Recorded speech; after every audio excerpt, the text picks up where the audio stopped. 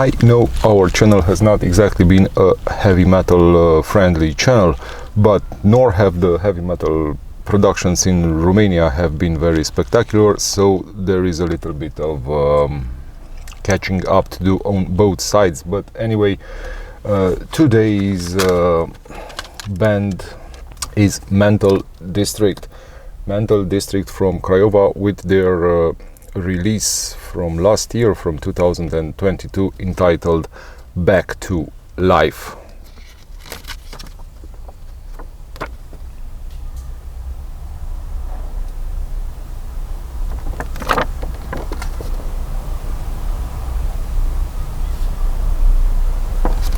Of course, the CD in question.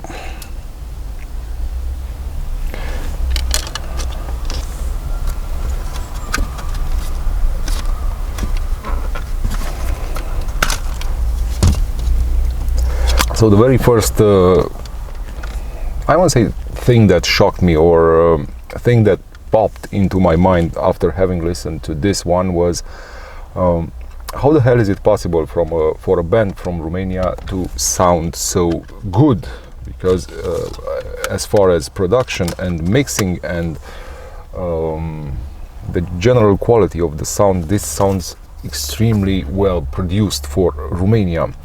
But as I received the physical copy, I saw that it was recorded in Mental District studio in Craiova, Romania, and afterwards, I suppose, mixed and mastered at Revenant Sound Studio, Los Angeles, California. Okay, mystery solved for the high quality of the sound.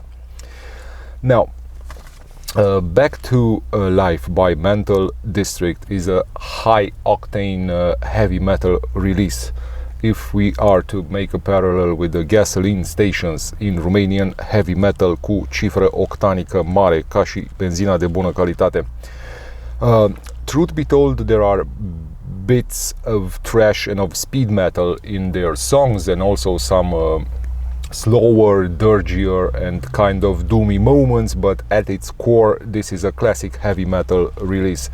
Classic heavy metal release, meaning blazing riffage to get the musician's point of view across all the songs, burning riff tones under advanced leads, and this kind of burning riff tones under advanced leads, it's something that cannot really be associated in any way with progressive metal, because here the riffs do not lose their potential in the process and are always climaxing into memorable anthems.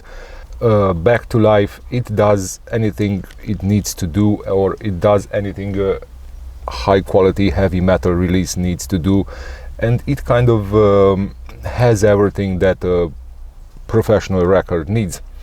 That is a feel good and radio friendly, infectious and clever riffs that are capable to stay on the target and to convey an ultimate target kind of attitude in the listener. Agile vocal lines expressing some charming, carefree, unpretentious but still very tangible possibilities. Arrangements burning with liveliness and determination, and also powerful sing-along refrains, and drums that are capable of unexpected extrapolations, and of reproducing some spasm of thinking, and also, and of course, bass grooves that behave like heavy hitters when playing the root note. So bass grooves that behave like heavy hitters when playing the root note underneath the rest of the music, and when emphasizing the unadulterated qualities of these soulful heavy metal anthems. Soulful heavy metal anthems, somewhat reminiscent of the 80s or of the 90s, or of the 80s or of the 90s kind of vibe of, those were the nights kind of vibe that we had in the 80s and in the 90s. So yeah, the vibe is those were the nights kind of vibe. And also an interesting thing is that the musicians in here, they never have this let's call it a day kind of attitude, and they try to extend and increase the life of songs as much as possible without those songs becoming repetitious in any way. And everything here is enough to keep the listener invested and to burn the crescendos and the exciting musical bridges into the collective consciousness of the metalheads. Now, let's take everything in turn and analyze how things are done. So we will start with the vocal lines. The vocal lines are the work of Mr. Adrian Câmpeanu. Now, the voice in here, in my opinion, is, I would say, almost prodigious and remarkable. And I also saw a YouTube comment that some guy from Italy, I think, had something to say about the voice, and I said to myself, what the fuck is that guy talking about? Because here the voice embodies the driving force of optimism and motivation that, you know, made heavy metal so powerfully engaging across the golden years of the genre. And the voice adds the much needed and the beautifully tied to the storyline type of involvement. And the voice is conceived and driven straight into the somehow clinical precision of the guitars. And basically the voice makes the whole arrangement remain fresh and feel assured and natural. And the voice does not only enter the guitar work, but it basically behaves as the perfect presenter of that guitar work, or as the perfect introducer. We call it presentator in Romanian. So the voice basically does not simply enter into the general guitar work of the album, but is the element that presents and introduces every riff. And the generating or the prolific riffs don't just enter the song and the voice comes after them. The voice is the one which makes the introduction and opens up the field of force for that uncommon time or momentum inside the song, which is afterwards, after having been presented by the voice, is afterwards guitar driven.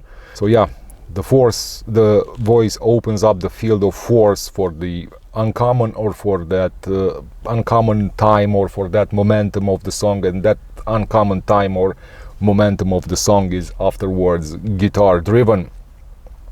So the engaging riffs are charmingly prefaced or announced by the voice. The riffs don't just go into the songs. In Romanian, riffurile sunt întotdeauna prefațate de voce și introduse în scenă de voce.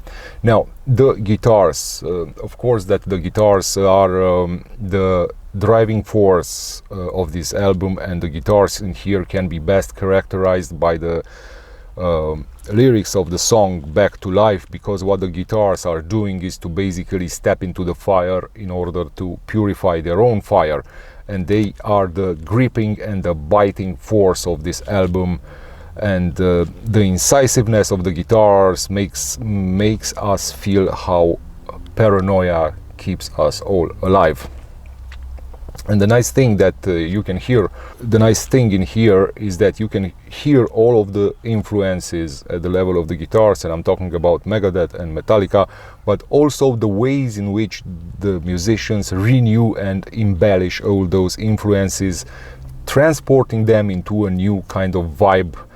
To explain it even more clearly, this is exactly what happened in the case of Halloween and Gamma Ray, in the sense that when Kai Hansen left Halloween and went to Gamma Ray, basically Kai Hansen took Halloween with him and gave those ideas that he still had in Halloween a brand new life in Gamma Ray, as it added a new kind of flashy and tasteful and multifaceted sides to the music, which could not be done in Halloween. So this is exactly what Mental District does. It uses some Metallica, some Megadeth influences, but it gives those influences a more flashy, a more tasteful, and a multi-faced reverberation, and creates basically some new kind of heavy metal anthems. And we can also say that the guitarists here clearly have some sort of an encyclopedic handle on the chords and know how to place their riffs in every required sequence.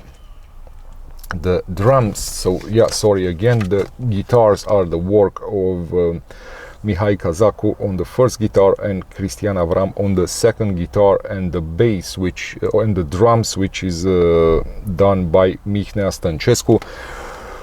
The drummer provides clever and naughty feels throughout the songs, making sure that nothing flattens the record, that nothing is cheesy or unmanageable or sugarized, so as to have the metallic vigor of the album faded.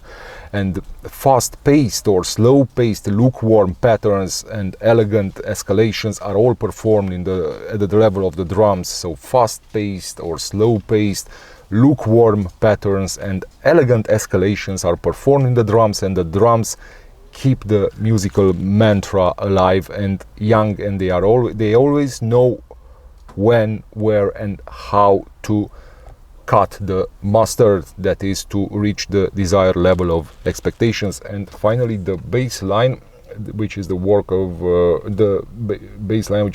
Cristian Popescu.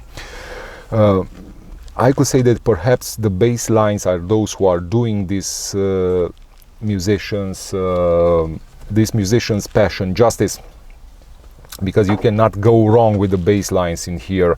Generally speaking, the bass can be a tricky or a devious instrument. We call it in Romanian un instrument șmecheros.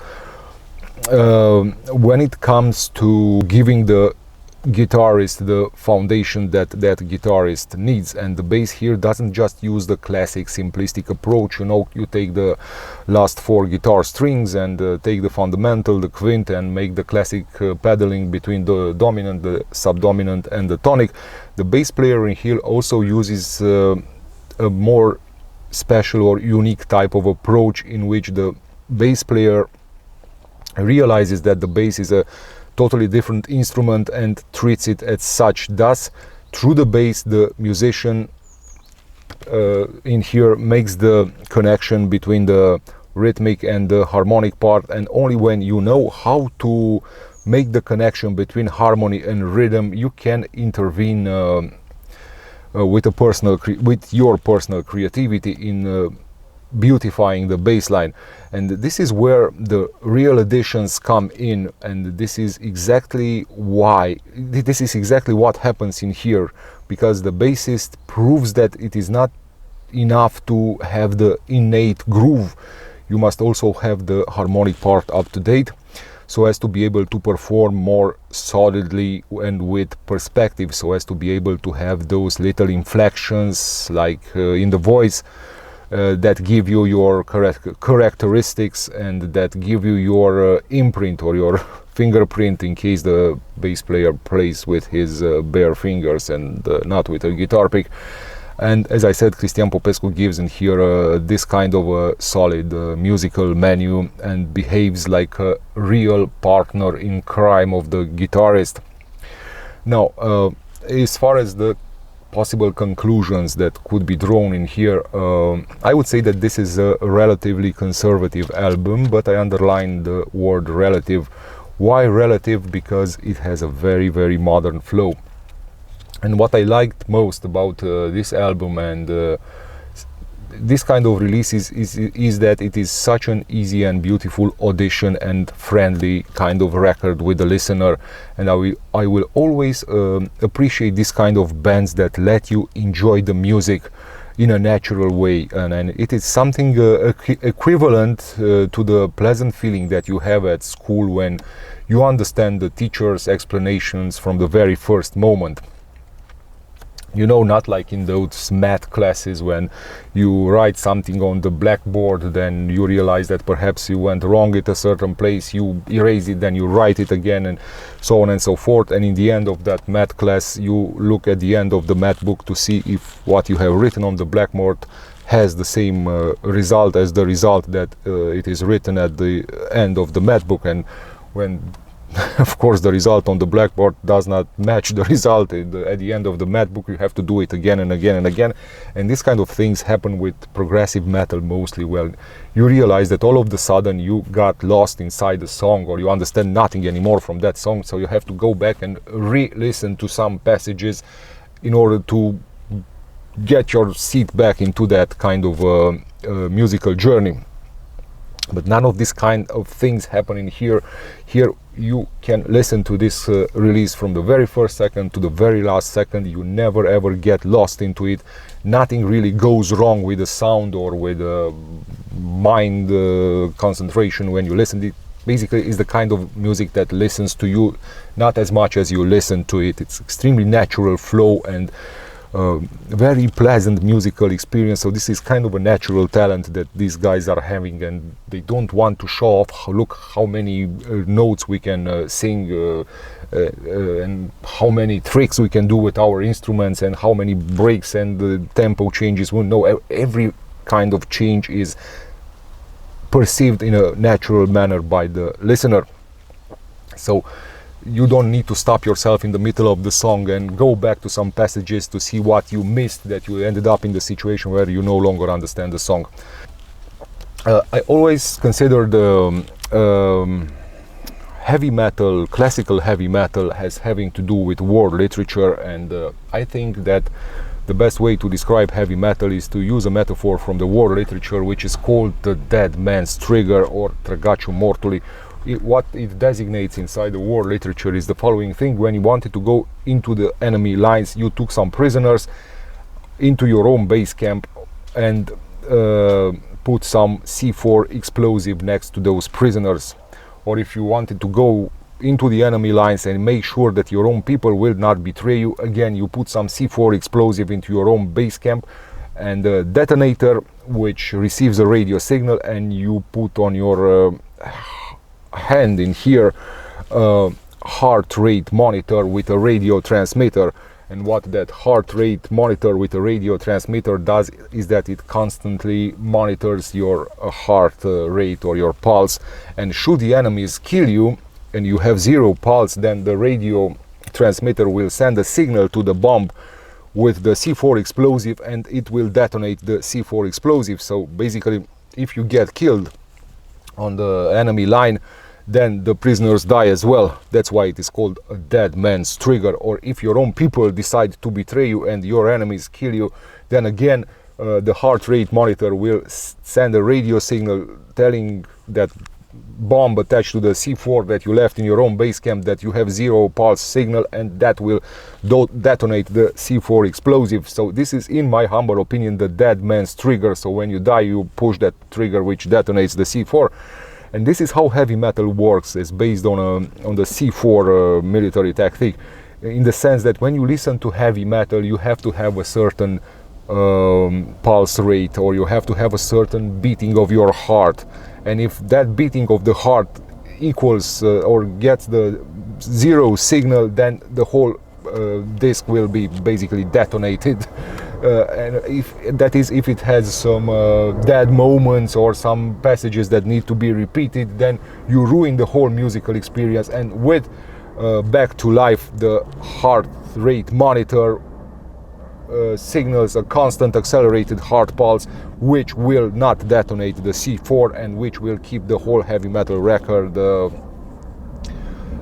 at a high level of pulse rate from the first to the very last song.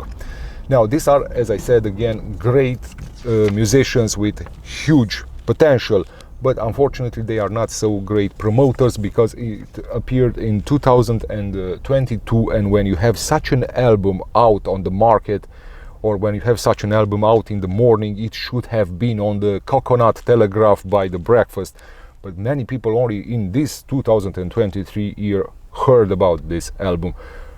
Final mark in this case, 9.6 out of 10. One of the 3 best albums of the year 2022. Thank you so much.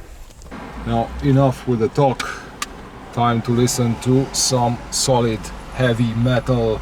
And this is 10 Seconds to Ignition.